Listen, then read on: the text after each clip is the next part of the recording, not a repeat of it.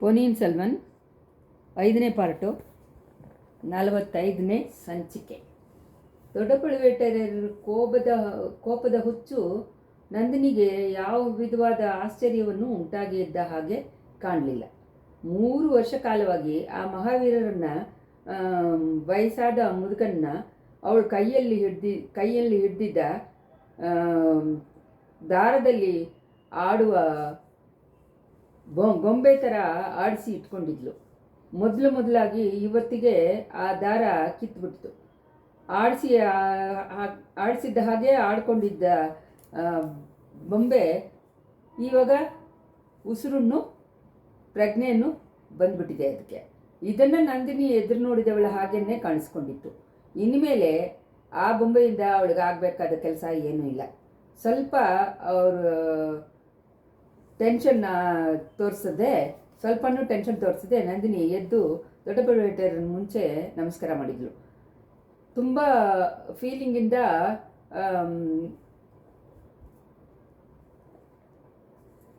ಆಗಿದ್ದ ತನ್ನ ಧ್ವನಿಯಿಂದ ಅವಳು ಹೇಳಿದ್ಲು, ಸ್ವಾಮಿ, ನನ್ನ ಮಾತುಗಳು ನಿಮಗೆ ಜೇನಿಗಿಂತ ದೇವಾಮೃತಕ್ಕಿಂತ ಇಂಪಾಗಿರೋ ಹಾಗೆ ಎಷ್ಟೋ ಸಲ ಹೇಳ್ಬಿಟ್ಟಿದ್ದೀರಿ. ಆದರೆ ಇವತ್ತಿಗೆ ನಾನು ಕೊಟ್ಟಿದ್ದ ಗಂಜಿಯ ಹಾಗೆ ನನ್ನ ಮಾತುಗಳನ್ನು ನಿಮಗೆ ವಿಷಕ್ಕಿಂತ ಕಹಿಯಾಗಿರುತ್ತೆ. ಆದ್ರೂ ಕರುಣೆ ತೋರಿಸಿ ನಿಮ್ಮ ಹತ್ರ ನಾನು ಕೊನೆಯಾಗಿ ಹೇಳಿಕೊಂಡು ಹೊರಡೋಕ್ಕೆ ಮುಂಚೆ ಕೆಲವು ಮಾತುಗಳು ಹೇಳೋಕ್ಕೆ ಅನುಮತಿ ಕೊಡಿ. ನನ್ನನ್ನು ಚಿನ್ನ ಅಂತನೂ ಪ್ರೀತಿಯ ಹೆಂಡತಿ ಅಂತನೂ ನೀವು ನನ್ನ ಕರೆದಿದ್ದ ಬಾಯಿಯಿಂದ ಇವತ್ತು ಪಾತಗಿ ಅಂತನೂ ರಾಕ್ಷಸಿ ಅಂತನೂ ಕರಿತಾ ಇದ್ದೀರಾ. ನಾನು ಪಾತಗಿನೇ ರಾಕ್ಷಸಿನೇ. 3 ವರ್ಷವಾಗಿ ತಮ್ಮನ್ನ ಏಮಾರಿಸಿ ಬಂದಿದ್ದೀನಿ. ವನಾಂತರದಲ್ಲಿ ಅನಾದಿಯಾಗಿ ನಿಂತಿದ್ದ ನನ್ನನ್ನು ಕರ್ಕೊಂಡ್ಬಂದು ಅರಮನೆಯಲ್ಲಿ ಇಟ್ಟಿದ್ದೀರಾ. ದೊಡ್ಡ ರಾಣಿಗಳನ್ನು ಯುವರಾಣಿಗಳನ್ನು ನನಗೆ ಮರ್ಯಾದೆ ಮಾಡೋ ಹಾಗೆ ಮಾಡಿದ್ದೀರಾ. ನಿಮ್ಮ ಉಸಿರಾಗಿದ್ದ ಚಿಕ್ಕ ಪழுವೇಟರಾಯರ ಹತ್ರ ವಿರೋಧಿಸಿಕೊಳ್ಳೋವನ್ನು ನೀವು ಧೈರ್ಯ ಮಾಡಿಕೊಂಡ್ರಿ. ನಾಡಿನ ಜನಗಳನ್ನು, ನಗರದ ಜನಗಳನ್ನು ಹೇಳಿದ್ದ ಅಪವಾದದ ಮಾತಿಂದನೂ ಪರಿಹಾಸದ ಮಾತಿಂದನೂ ನೀವು ನನ್ನ ಹತ್ರ ಕೊಂಡಿದ್ದ ಅಭಿಮಾನವನ್ನು ಏನು ಮಾಡೋಕ್ಕಾಗಲಿಲ್ಲ. ಈಗೆಲ್ಲ ನನ್ನ ಹತ್ರ ನಂಬಿಕೆ ಇಟ್ಟು ಒಳ್ಳೆ ಎಲ್ಲ ಮಾಡಿದ್ದ ನಿಮಗೆ ನಾನು ವಂಚನೆ ಮಾಡಿ ಬಂದೆ. ಅದು ನಿಜಾನೇ. ನನ್ನ ಯೋಚನೆಯನ್ನು ನೆರವೇರಿಸಿಕೊಳ್ಳೋಕ್ಕೋಸ್ಕರನೇ ನಿಮ್ಮ ಅರಮನೆಯಲ್ಲಿ ವಾಸ ಮಾಡಿ ಬಂದೆ. ನಿಮಗೆ ಗೊತ್ತಿಲ್ಲದೆ ಎಷ್ಟೊಂದೋ ಕೆಲಸಗಳನ್ನ ಮಾಡ್ಕೊಂಡ್ಬಂದೆ. ಸಂಚುಗಾರಗಳ ಜೊತೆ ಕನೆಕ್ಷನ್ ಇಟ್ಕೊಂಡಿದ್ದೆ. ಕಂದಮ್ಮರ, ಪಾರ್ತಿಮೇಂದ್ರ ಮುಂತಾದ ಯುವಕರ ಜೊತೆ ಅವ್ರನ್ನ ತಲೆಯನ್ನು ಮಯಕ ಮಾಡಿ ಅವ್ರುಗಳನ್ನು ನನ್ನ ಕೆಲಸಕ್ಕೆ ಯೂಸ್ ಮಾಡಿಕೊಂಡೆ. ಆದರೆ ಒಂದೇ ಒಂದು ಕಾರ್ಯದಲ್ಲಿ ಮಾತ್ರ ನಾನು ನಿಮ್ಮನ್ನು ವಂಚನೆ ಮಾಡಿಲ್ಲ. ನಿಮ್ಮನ್ನು ಲೋಕ ಎಲ್ಲ ಗೊತ್ತಿರೋ ಹಾಗೆ ಮದುವೆ ಮಾಡಿಕೊಂಡಿದ್ದ ದಿನದಿಂದ ನಿಮ್ಮನ್ನೇ ನನ್ನ ಪತಿಯಾಗಿ ಅಂದ್ಕೊಂಡಿದ್ದೀನಿ. ತಲೆಮಾರಿಂದ ಮಹಾವೀರಗಳನ್ನು ಕೊಟ್ಟು ಬಂದ ನೀವು ಹಳೆಯ ದೊಡ್ಡ ಕೊಲಕ್ಕೆ ನನ್ನ ಕೆಲಸದಿಂದ ನಿಮಗೆ ಸ್ವಲ್ಪವೂ ಕಳಂಕ ಉಂಟಾಗಿಲ್ಲ. ಇನ್ಮೇಲೂ ನಾನು ಉಸಿರಿಂದ ಇದ್ದರೆ ಆ ಕಳಂಕ ನಿಮಗೆ ಒಂದು ದಿನಾನೂ ಬರೋದಿಲ್ಲ. ನಂದಿನಿ, ಇದೇನು ಮಾತುಗಳನ್ನು ಹೇಳ್ತಾ ಇದೆಯಾ? ನನ್ನ ಕುಲಕ್ಕೆ ಬರಬೇಕಾದ ಕಳಂಕ ಬೇರೆ ಏನಿದೆ? ಅಯ್ಯೋ, ನನ್ನ ಕೈಯಿನಿಂದ ಅಯ್ಯೋ ಪಾಪಿ, ವಾಳೊಂದು ಇಟ್ಕೊಂಡಿದೆಯಲ್ಲ, ಅದು ಎಲ್ಲಿ? ಅದರಿಂದ ನನ್ನ ಕೈಯನ್ನು ನೀನೇ ಕಟ್ ಮಾಡಿಬಿಡು. ನನಗೆ ನೀನು ಮಾಡಬೇಕಾಗಿದ್ದ ದೊಡ್ಡ ಹೆಲ್ಪು ಅದೊಂದು ತಾನೆ. ಇಲ್ಲ ಬೇಡ, ಈ ಕೈಗೆ ಇನ್ನೂ ಒಂದು ಕೆಲಸ ಬಾಕಿ ಇದೆ.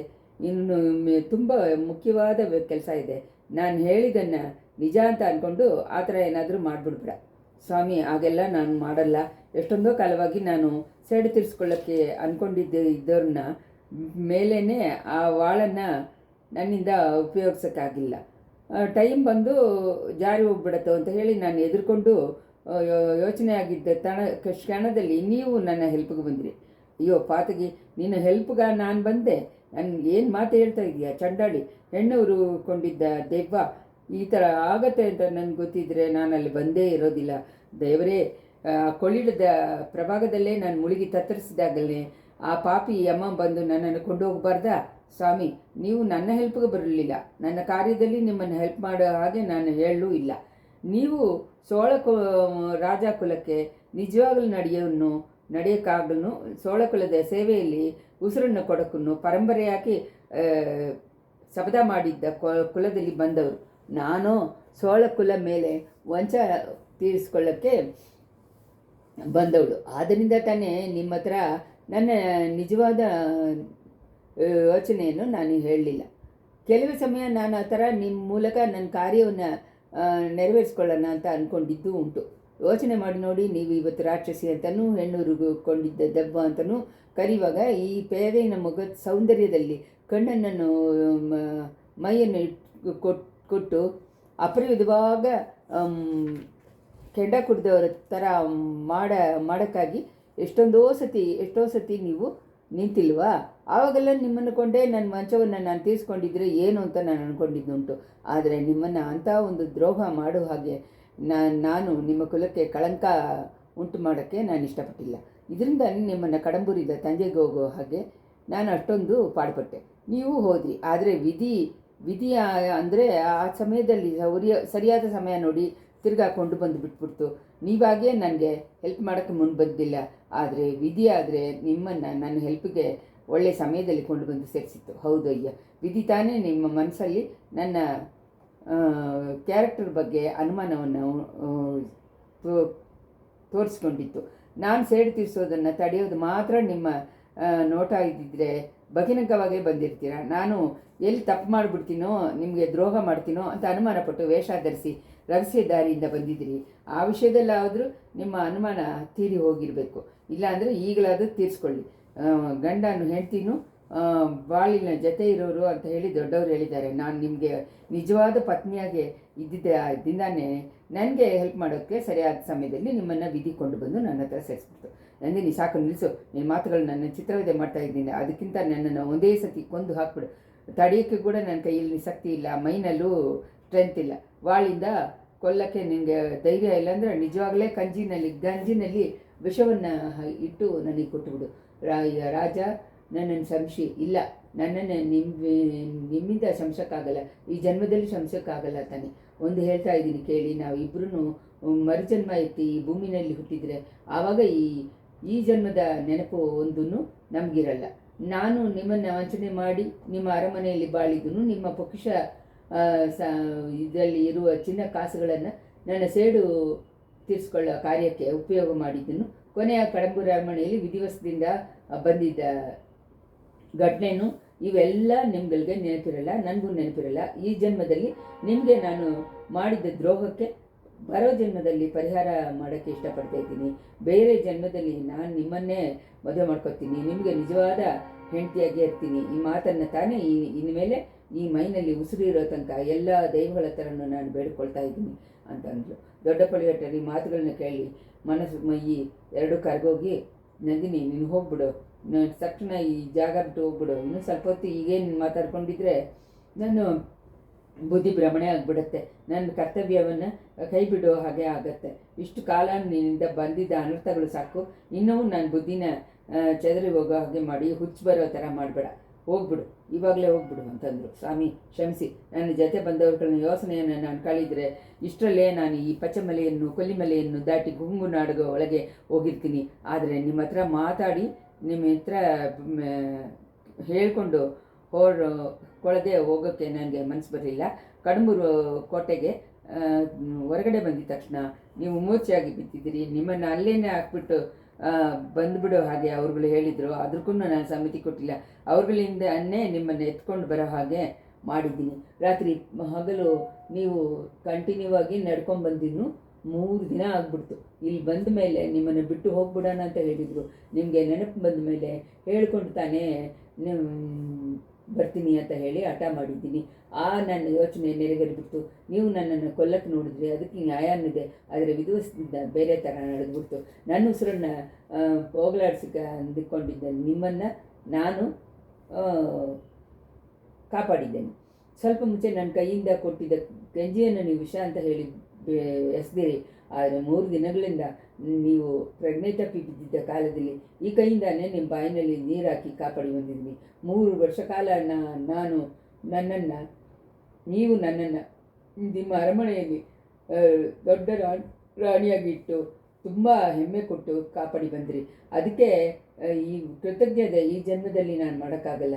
ಆದ್ರೂ ಈ 3 ದಿನ ನಿಮಗೆ ನನ್ನ ಕೈಯಿಂದ ಸೇವೆ ಮಾಡೋಕ್ಕೆ ನಾನು ಭಾಗ್ಯ ಮಾಡಿದ್ದೀನಿ.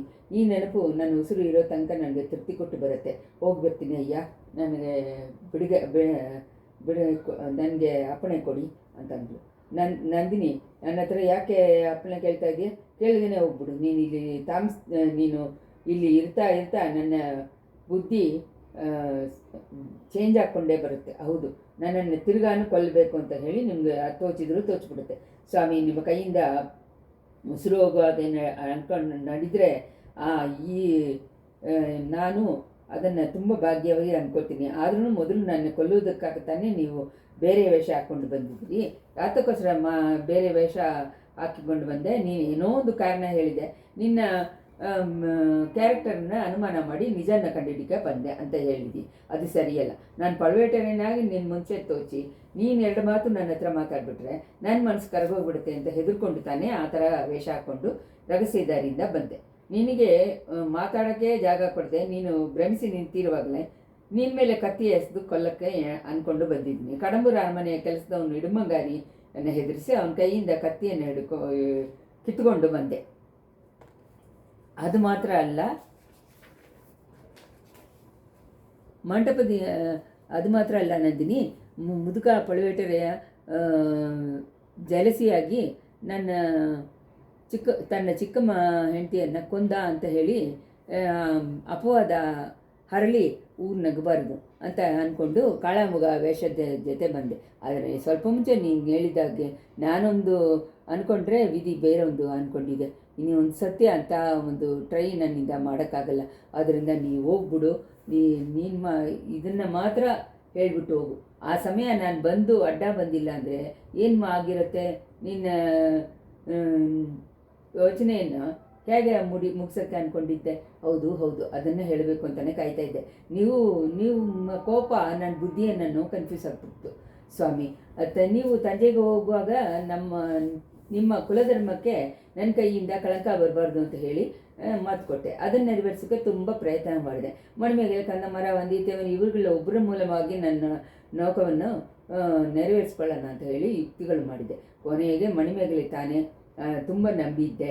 ಬೇರೆ ಕಾರಣದಿಂದ ಅಲ್ಲಿ ಮರೆಯಾಗಿ ನಿಂತ ವಂದಿತೇವನ್ನ ಕೊಲ್ಲುವುದಕ್ಕೋಸ್ಕರ ಕರಿಗಾಲರು ಕುಚ್ಕೊಂಡು ಓಡ್ತಾರೆ. ಆವಾಗ ಮಣಿಮೇಗಲೆ ಅವ್ರನ್ನ ಕೊಲ್ತಾಳೆ. ಮಣಿಮೇಗಲೆ ಮೇಲೆ ತಪ್ಪು ಬರದೇ ಇರೋದಕ್ಕೋಸ್ಕರ ವಂದಿತೇವನ್ ನಾನು ತಾನೇ ಕೊಂದೆ ಅಂತ ಹೇಳಿ ಒಪ್ಕೋತಾನೆ. ಆದ್ದರಿಂದ ಪಳೆಯಾರೆ ಕುಂದವಿನ ಮೇಲೆ ನನ್ನ ವಂಚಕವನ್ನು ತೀರಿಸ್ಕೊಳ್ಳೋ ಹಾಗೆ ಆಗತ್ತೆ. ಈ ಥರ ಎಲ್ಲ ನಾನು ಪ್ಲ್ಯಾನ್ ಮಾಡಿದ್ದೆ. ಆದರೆ ಇದಕ್ಕೆಲ್ಲ ಅವಶ್ಯಕತೆ ಬರಲೇ ಇಲ್ಲ.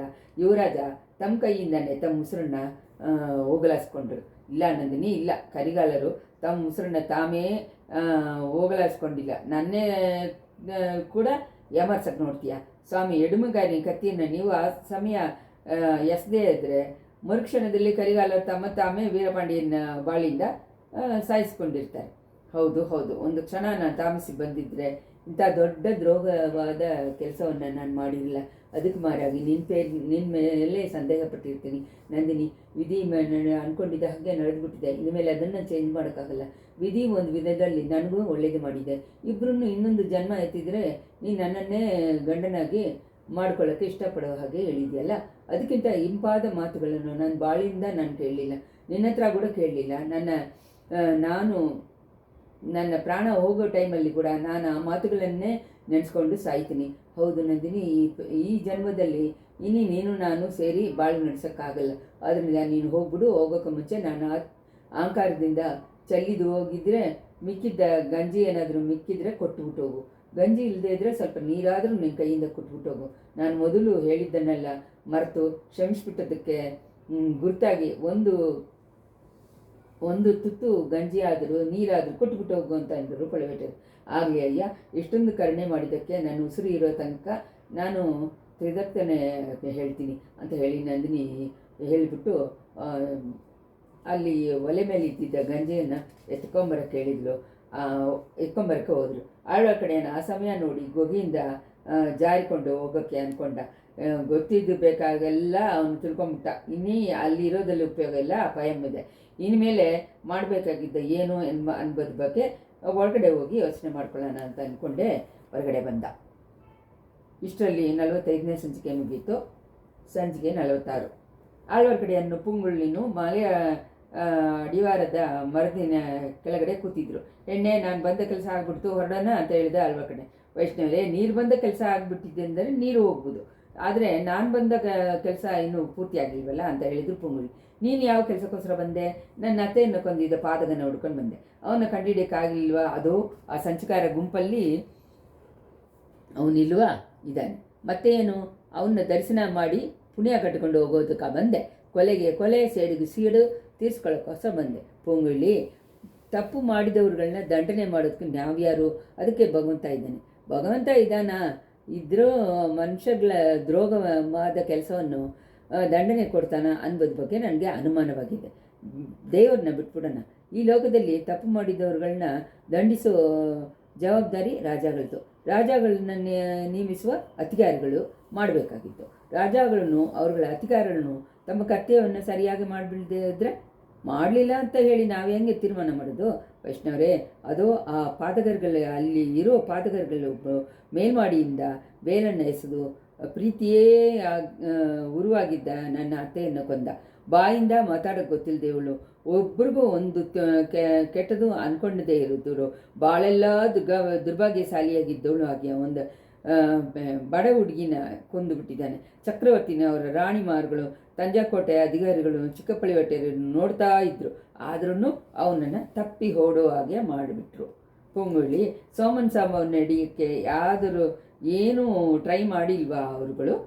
ಬಾಳಿನ ದಿನವೆಲ್ಲ ನನ್ನ ಅತ್ತೆಯನ್ನು ನಿರಾಕರಿಸಿದ ಚಕ್ರವರ್ತಿ ಇವಾಗ ಅವಳನ್ನ ಮಡಿಲಿನಲ್ಲಿ ಆಡ್ಕೊಂಡು ಅಳ್ತಾ ಇದ್ದಾರೆ. ಬೇರೆಯವರೆಲ್ಲರೂ ದಿಗ್ಭ್ರಮೆಕೊಂಡು ನಿಂತರು. ಕೊಲೆಗಾರನನ್ನು ಕಂಟಿನ್ಯೂ ಮಾಡ್ಕೊಂಡು ನಾನು ಹೋಗ್ತೀನಿ ಅಂದಮೇಲೆ ಚಿಕ್ಕಬಳ್ಳಾಪುರ ಎದ್ದು ಬಂದರು. ಆದರೆ ಸೊರಂಗಪಾದೆಯಲ್ಲಿ ಅವರು ತಿರ್ಗಾ ಹೋಗೋಕ್ಕಾಗಿತ್ತು. ಅದ್ಯಾಕೆ? ಸೊರಂಗಪಾದೆಯಲ್ಲಿ ನಾನು ಅವರು ಹೋದಾಗ ಈ ಕತ್ಲೆಯಲ್ಲಿ ಒಂದು ಅಳುವ ಶಬ್ದ ಕೇಳಿತ್ತು. ಚಿಕ್ಕಬಳ್ಳಾಪುರ ಕೂಗು ಬಂದಿದ್ದ ಜಾಗ ನೋಡಿ ಓಡಿ ಹೋದರು. ಅಲ್ಲಿ ಇದ್ದವನ್ನ ಹಿಡ್ಕೊಂಡು ಬಂದರು.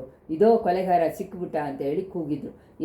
ಇಲ್ಲ ನಾನು ಕೊಲೆ ಮಾಡಿಲ್ಲ ಅಂತ ಹೇಳಿ ಒಂದು ಧ್ವನಿ ಬಂತು. ಅದು ಯಾರಿನ ಧ್ವನಿ ಅಂತ ಚಿಕ್ಕಪಳ್ಳಿಯೊಟ್ಟರಿಗೆ ಗೊತ್ತಾದ ಮೇಲೆ ಅವ್ರು ಹಂಗೆ ದಿಗ್ಭ್ರಮೆ ಇಟ್ಕೊಂಡು, ಅಯ್ಯೋ ನೀನ್ಯಾಕೆ ಇಲ್ಲಿ ಬಂದೆ ಅಂತಂದರು. ಪೊಕ್ಕಿಷವೆಲ್ಲ ಭದ್ರವಾಗಿದೆಯಾ ಅಂತ ನೋಡೋಕ್ಕೆ ಬಂದೆ ಅಂಥದ್ದು ಕತ್ಲೆಯಲ್ಲಿ ಬಂದಿದ್ದ ಧ್ವನಿ.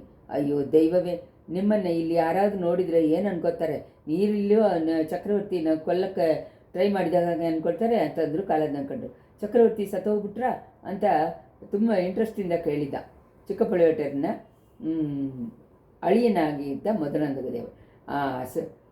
ಬುದ್ಧಿ ಕೆಟ್ಟಿದ್ದ ಪೆಪ್ಪೆ ನನ್ನ ಜೊತೆ ಬಾ, ಯಾರು ನೋಡೋದಕ್ಕೆ ಮುಂಚೆ ಬಾ ಅಂತ ಹೇಳಿ ಕಾಲದ ಕಂಡರ ಅವರ ಅಳಿಯನನ್ನು ಕೈಯನ್ನು ಹಿಡ್ಕೊಂಡು ಕರ್ಕೊಂಡು ಹೋಗ್ಬಿಟ್ರು. ಆಮೇಲೆ ನಾನು ಮಾತ್ರ ಈ ಕೊಲೆಗಾರನ್ನ ಫಾಲೋ ಮಾಡ್ಕೊಂಡು ಬಂದೆ.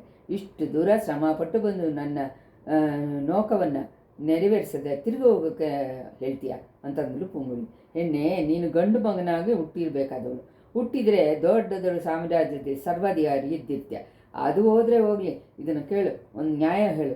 ಒಬ್ಬರನ್ನ ಕೊಲ್ಲಕ್ಕೆ ಅಂದ್ಕೊಂಡು ಇನ್ನೊಬ್ಬರನ್ನ ಎದುರು ನೋಡದೆ ಕೊಂದು ಬಿಟ್ಟವನ ಮೇಲೆ ಕೊಲೆ ಅಪವಾದ ಹೇಳೋಕ್ಕಾಗುತ್ತಾ? ನಿಮ್ಮ ಕ್ವಶ್ಚನ್ ನಂಗೆ ಅರ್ಥ ಆಗಿಲ್ಲ. ಕೊಂದವನು ಕೊಲೆ ಮಾಡಿದವನೇ ಅಲ್ವಾ? ಅದೇ ಹೇಳೋಕ್ಕಾಗುತ್ತೆ? ರಾಮಾಯಣ ಕೇಳಿರ್ತೀಯ. ದಶರಥರು ಯಾನೆ ನೀರು ಕುಡಿಯೋ ಹಾಗೆ ಅಂದ್ಕೊಂಡು ಬಾಣವನ್ನು ಬಿಟ್ಟರು. ಅದು ಋಷಿಕುಮಾರ ಮೇಲೆ ಬಿತ್ತು. ಋಷಿಕುಮಾರನ ಕೊಂದಿದ್ದ ಕೊಲೆ ಪಾದಕಕ್ಕೆ ದಶರಥರು ದಂಡನೆ ಕೊಟ್ರ? ಇಲ್ಲ. ಇವಾಗ ನೀನು ಕಂಟಿನ್ಯೂ ಮಾಡಿಕೊಂಡು ಬಂದ ಸೋಮನ್ ಸಾಂಬವನ್ನು ಎತ್ಕೊ ಅವನು ಚಕ್ರವರ್ತಿನ ಕೊಲ್ಲುವುದಕ್ಕಾಗೆ ಬೇಲೆನೆಸ್ದ. ಆದರೆ ಚಕ್ರವರ್ತಿ ಉಸಿರಿಂದ ಇದ್ದಾನೆ.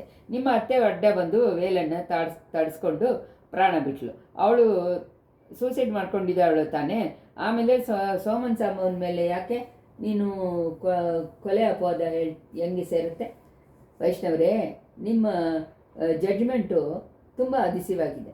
ನನ್ನ ಜಡ್ಜ್ಮೆಂಟ್ ಮಾತ್ರ ಅಲ್ಲ, ಸರ್ವಲೋಕ ನಾಯಕನಾಗ ಸಾಕ್ಷಾತ್ ನಾರಾಯಣಮೂರ್ತಿನ ಜಡ್ಜ್ಮೆಂಟೇ ವಿಚಲಿತರಾಗಿತಾನೆ ಇದೆ. ಈ ಲೋಕದಲ್ಲಿ ಪಾಪ ಮಾಡಿದವರು ತುಂಬ ಗೆಲುವಿಂದ ಬಾಳ್ತಾ ಇದ್ದಾರೆ. ಒಳ್ಳೆಯವರು ಪುಣ್ಯಾತ್ಮಗಳು ಕಷ್ಟಪಟ್ಟು ಪ್ರಾಣ ಬಿಡುತ್ತಾರೆ. ಇದಕ್ಕೆಲ್ಲ ದೇವರ ನ್ಯಾಯ ಏನೋ ಇರ್ದಾನೇ ಬೇಕು.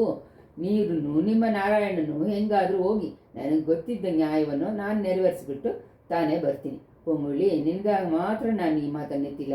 ಅದು ಆ ಮಲೆ ಗುಹೆಯಲ್ಲಿ 2 ಜನ ಇಬ್ಬರು ಇದ್ದಾರೆ. ಅವರಲ್ಲಿ ಒಬ್ಬರು ಆದಿತ್ಯ ಕರಿಗಾಲನ್ನ ಕೊಂದವರು. ಆದರೆ ಕರಿಗಾಲನ್ನ ಕೊಲ್ಲಬೇಕು ಅಂತ ಹೇಳಿ ಅಂದ್ಕೊಂಡು ಕೊಂದಿಲ್ಲ, ಬೇರೆಯವ್ರನ್ನ ಕೊಲ್ಲಕ್ಕೆ ಅಂದ್ಕೊಂಡು ಎಸ್ದಿದ್ದ ಕತ್ತಿ ಯುವರಾಜನ ಮೇಲೆ ಬಿದ್ದು ಅವ್ರನ್ನ ಸಾಯಿಸ್ಬಿಡ್ತು. ಅವ್ರನ್ನ ಕೊಲೆಗಾರ ಅಂತ ಹೇಳೋಕ್ಕಾಗುತ್ತಾ? ವೈಷ್ಣವರೇ, ನನ್ನ ಬುದ್ಧಿಯನ್ನು ಕನ್ಫ್ಯೂಸ್ ಮಾಡಬೇಡಿ. ಮಲೆ ಗುಹೆ ಒಳಗೆ ಇರುವವರು ಯಾರು? ಚೋಳ ಸಾಮ್ರಾಜ್ಯನ ಧನಾಧಿಕಾರಿ, ತಂಜೆ ಅರಮನೆಯನ್ನು ಸರ್ವಾಧಿಕಾರಿ, 24 ರಣರಂಗದಲ್ಲಿ ಜಗಳ ಮಾಡಿ 64 ಮೈ ಮೇಲೆ ಹುಣ್ಣುಗಳನ್ನು ಒತ್ಕೊಂಡಿರುವ ವೀರಾದಿವೀರ, ಇರೆ ವಿಧಿಸುವ ದೇವರು, ಕುರುನಿಲ ಮನ್ನರ ಕುಳುವಿನ ತುಂಬ ದೊಡ್ಡ ತಲೆವರು, ನಂದಿನಿ ದೇವಿನ ಗಂಡ ದೊಡ್ಡ ಬಳುವೆಟ್ಟರೆ ಆ ಮಲೆ ಗುಹೆಯಲ್ಲಿ ಇದ್ದಾರೆ. ಈ ಥರ ಆಳ್ವಾರ್ಕಡಿಯಾನ ದೊಡ್ಡ ಧ್ವನಿಯಲ್ಲಿ ಕಟ್ಯ ಹೇಳೋದ ಹಾಗೆ ಹೇಳಿದ್ದಾನೆ. ಅದೇ ಸಮಯದಲ್ಲಿ ರವಿದಾಸ, ರೇವದಾಸನ್, ಪರಮೇಶ್ವರನ್, ಸೋಮನ್ ಸಾಂಬವನ್ ಮುಂತಾದವರು ದುಡು ಅಂತ ಓಡಿ ಬಂದರು. ಪೂಂಗುಳಿ ಟಕ್ ಅಂತ ಆ ಕಡೆ ಸರಿಸಿ ನಿಂದಲು. ಬಂದವರುಗಳು ಆಳ್ವ ಕಡೆಯನ್ನು ಸುತ್ತಕೊಂಡ್ರು. ರವಿದಾಸನ ಕೈಯಲ್ಲಿ ಒಂದು ಚಿಕ್ಕ ಕಡ್ಡಿ, ಒಂದು ಕಡ್ಡಿ ಇತ್ತು. ಅದನ್ನು ಮೇಲೆ ಎತ್ತಿ ರವಿದಾಸನ ಅಡೇ ವೇಷ ವೈಷ್ಣವಧಾರಿ ಅನ್ಬಿಲ್ಲರಂತನ್ನ ಗೂಢಾಚಾರಿ, ಕಡೆಯಲ್ಲಿ ನಮ್ಮ ಹತ್ರ ಸಿಕ್ಕಾಕೊಂಡಿಯಾ? ನಾವುಗಳು ಮಾಡಿದ್ದ 3 ಕೆಲಸದಲ್ಲಿ 1ರಲ್ಲಿ ತಾನೇ ಜಯ ಕಳಿಸಿದ್ವಿ, ಮಿಕ್ಕಿದ 2ರಲ್ಲಿ ಸೋಲನ್ನು ಅಪ್ಪಿಸ್ತೀವಿ. ಆ ಸೋಲುಗಳ ಬಗ್ಗೆ ನಮಗೇನು ವಿಚಾರ ಇಲ್ಲ. 3 ವರ್ಷದಿಂದ ಹುಡುಕಿಕೊಂಡಿದ್ದ ನಿನ್ನನ್ನು ಹಿಡಿದುಬಿಟ್ಟವಲ್ವ, ಈ ಸತಿ ನೀನು ನಮ್ಮ ಹತ್ರ ಇಂದ ತಪ್ಪಿಸೋಕ್ಕಾಗಲ್ಲ ಅಂತಂದ. ತಕ್ಷಣ ಆಳ್ವಾರ್ಕಡಿಯಾನು ಮುಂಚೆಗಿಂತ ಜೋರಾದ ಧ್ವನಿಯಲ್ಲಿ, ಅಪ್ಪನೇ, ಹುಡುಕನ್ನು ಯಾರು, ತಪ್ಪಿ ಓಡುವನು ಯಾರು? ಎಲ್ಲರೂ ಸಾಕ್ಷಾತ್ ನಾರಾಯಣ ಮೂರ್ತಿನ ಕುಮಾರರುಗಳು. ಅವ್ರುಗಳನ್ರಿ ಒಂದು ಹೆಜ್ಜೆನೂ ಈ ಲೋಕದಲ್ಲಿ ಅಳ್ಳಾಡತ್ತಾ? ರವಿದಾಸ, ನೀನು ಕೇಳು, ನಿನ್ನನ್ನು ಸೇರಿದವರು ಕೇಳಿ. ಬೇರೆ ಬೇರೆ ಚಿಲ್ಲರೆ ದೈವಗಳನ್ನೆಲ್ಲ ಬಿಟ್ಬಿಟ್ಟು ಸಾಕ್ಷಾತ್ ಮಹಾವಿಷ್ಣುವನ್ನು ಶರಣ ಮಾಡಿ ಭಗವಾನ್ ನಿಮಗೆ ನಿಮ್ಮ ಪಾಪಗಳನ್ನೆಲ್ಲ ಕ್ಷಮಿಸಿ ಕಾಪಾಡ್ತಾರೆ. ಮನುಷ್ಯರಿಗೋಸ್ಕರ ನೀವು ನಿಮ್ಮ ಬಾಳನ್ನು ಹಾಳು ಮಾಡಿ ಸುಮ್ಮನೆ ಸತ್ತೋಗ್ಬಿಡಿ. ನಾರಾಯಣ ನಮಸ್ಕರಿಸಿ ನರಜನ್ಮ ಎತ್ತಿದ್ದನ್ನು ಫಲವನ್ನು ಅನುಭವಿಸಿ ಪರಮಪದದಲ್ಲಿ ನಿಮಗೆ ಜಾಗ ಹುಡುಕಿಕೊಳ್ಳಿ. ಎಲ್ಲಿ? ನನ್ನ ಜೊತೆ ಸೇರಿ ಎಲ್ಲರೂ ಹಾಡಿ ನೋಡೋಣ. ನಾರಾಯಣನೇ ದೈವಂ ನಾವೆಲ್ಲರೂ ತುದಿ ಸೈವಂ ಎಂದು ಹಾಡೋಕ್ಕೆ ಶುರು ಮಾಡಿದ. ರವಿದಾಸನ ಗಲಗ ಅಂತ ನಗ್ಬಿಟ್ಟು, ಯಾಕಪ್ಪ ವೈಷ್ಣವನೇ, ಸಾಕ್ಷಾತ್ ಪರಮಶಿವ ಮಾತ್ರ ದೈವ ಇಲ್ವಾ? ಪರಮಶಿವನ ನಮಸ್ಕರಿಸಿದೆ ಪರಮಪದ ಸಿಕ್ಕಲ್ವಾ ಅಂತಂದ. ಆಳ್ವಾರ್ಕಡೆ ಉತ್ಸಾಹದಿಂದ ಪರಮಶಿವನು ನಮ್ಮನ್ನು ಅಳಿಸುವ ದೈವ, ನಾರಾಯಣ ಕಾಪಾಡೋ ದೈವ. ಆವತ್ತು ಮೊದಲೇ ಮೊಸಳೆ ಬಾಯಿಯಲ್ಲಿ ಸಿಕ್ಕಾಕೊಂಡಿದ್ದು ತಪ್ಪಿಸಿದ್ದ ಗಜರಾಜನನ್ನು ನಮ್ಮ ನಾರಾಯಣ ಮೂರ್ತಿ ತಾನೇ ಕಾಪಾಡಿದ್ದನ್ನು ಮರ್ತು ಬಿಟ್ರಾ ಅಂತ ಹೇಳಿದ್ನು. ಅಪ್ಪನೇ, ಗಜರಾಜನ್ನ ಕಾಪಾಡಿದ್ದ ವಿಷ್ಣು ಭಗವಾನು ಮೊಸಳೆಯನ್ನು ಕೊಲ್ಲುತ್ತಾನೆ ಮಾಡಿದ್ರು. ಅದು ಹಾಗೇನೆ ರಾವಣ, ಕುಂಭಕರ್ಣ, ರಣಿಯ ಕಸಿಪು, ಶಿಶುಬಾಲ, ದಂತವಕ್ರ ಎಲ್ಲರನ್ನೇ ನಿಮ್ಮ ಮಗ ವಿಷ್ಣು ಸಾಯಿಸಾಕಿಲ್ವಾ ಅಂತ ಅಂದ ರವಿದಾಸನ್. ನಮ್ಮ ಪೆರುಮಾಳಿಂದ ಕೈಯಿಂದಾನೇ ಸಾಯಿಸಪಟ್ಟವರು ಸಾಕ್ಷಾತ್ ಶ್ರೀ ವೈಕುಂಠವನ್ನು ಸೇರ್ತಾಳೆ. ರಣಿಯನನ್ನು, ರಾವಣನನ್ನು, ಶಿಶುಪಾಲನನ್ನು ಕೊಂದಾದ ಮೇಲೆ ಅವ್ರುಗಳಿಗೆ ಭಗವಾನ್ ವೈಕುಂಠ ಪದವಿಯನ್ನು ಕೊಟ್ಟರು. ನಿಮ್ಮ ಪರಮಶಿವ ತ್ರಿಪುರಗಳನ್ನ ಒಂದೇ ಸತಿ ಹಣೆ ಮೇಲಿರುವ ಕಣ್ಣಿಂದ ಸುಟ್ಟು ಬೂದಿ ಮಾಡಿ ಹಾಕ್ಬಿಟ್ರು. ಅವ್ರುಗಳಿಗೆ ಮೋಕ್ಷವನ್ನು ಕೊಟ್ಟರ. ಸರಿ ನಿನ್ನ ಕಥೆಯನ್ನು ನಿಲ್ಲಿಸು, ನಿನ್ನ ನಾರಾಯಣ ಇವಾಗ ಬಂದು ನಿನ್ನನ್ನು ಕಾಪಾಡಲಿ ಅಂತ ಹೇಳ್ಕೊಂಡೆ ರವಿದಾಸನ್ ತನ್ನ ಕೈಯಿಂದ ಕಟ್ಟೆಯನ್ನು ಎತ್ತಿ ಮೇಲೆ ಹಾಕಕ್ಕೆ ಬಂದ. ಆ ಸಮಯ ಪುಂಗುಳ್ಳಿ ಅವನಿಗೆ ಹೆಲ್ಪ್ ಮಾಡೋಕ್ಕೆ ಇಷ್ಟಪಟ್ಟು ಸೊಂಟದಲ್ಲಿ ಸಿಕ್ಕಿಸಿದ್ದ ಕತ್ತಿಯನ್ನು ಎತ್ತಿದಳು. ಅದೇ ಸಮಯದಲ್ಲಿ ಮಲೆಕುಗೆಯಿಂದ ತಲೆವಿರಿ ಗೋಲವಾಗಿ ಒಂದು ಹೆಣ್ಣು ರೂಪ ಓಡಿ ಬರೋದನ್ನು ನೋಡಿದಳು. ಒಂದು ಕ್ಷಣ ನೇರ ಅವಳನ್ನು ತನ್ನ ಅತ್ತ ಮಂದಾಗಿನಿ ಅಂತಲೇ ಅಂದ್ಕೊಂಡು ಭ್ರಮಿಸಿ ನಿಂತಳು. ಆಮೇಲೆ ಇಲ್ಲ, ಇದು ಪಳುವು ರಾಣಿ ನಂದಿನಿ ಅಂತ ತೀರ್ಮಾನ ಮಾಡಿಕೊಂಡ್ಳು.